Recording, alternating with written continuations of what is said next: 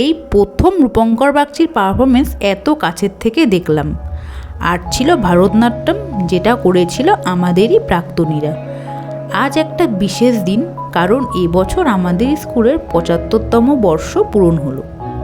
আর সেই উপলক্ষে ৬ দিন ব্যাপী বিভিন্ন অনুষ্ঠানের আয়োজন করা হয়েছে। আজ এই অনুষ্ঠানের ৫ম দিন। তো সকাল সকাল সাজুগুজু করে বেরিয়ে পড়লাম স্কুলের উদ্দেশ্যে। আর মনটাও ছিল বেশ এক্সাইটেড। আর স্কুলের গেটের ডেকোরেশনটা এত সুন্দর করেছে, মনে হচ্ছিল সারাদিন এখানে দাঁড়িয়ে শুধু সেলফিই তুলি। এরপর গেটে এন্ট্রি করে চলে গেলাম মূল মঞ্চের কাছে।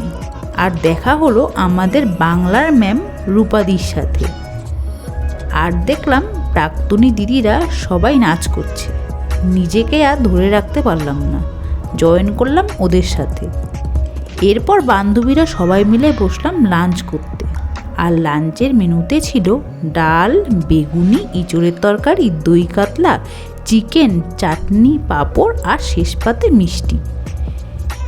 এরপর বান্ধবীরা মিলে সবার বর্তমান অবস্থা নিয়ে আলোচনা করলাম।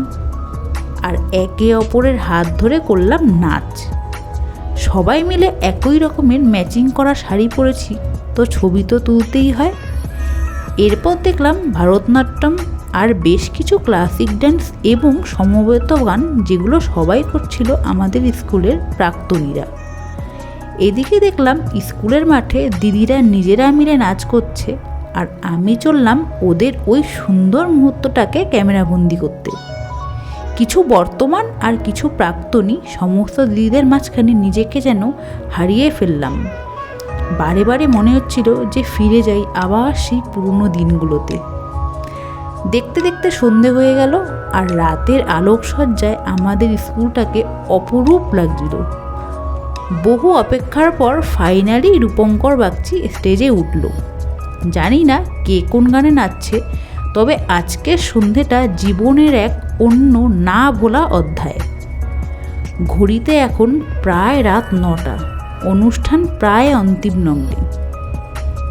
কেন জানি না আজ আর বাড়ি ফিরতে ইচ্ছে করল না, কারণ আজ যে হারিয়ে যাওয়া বন্ধু, স্কুল, ম্যাডাম সবাইকে অনেক দিন পর একসাথে পেলাম।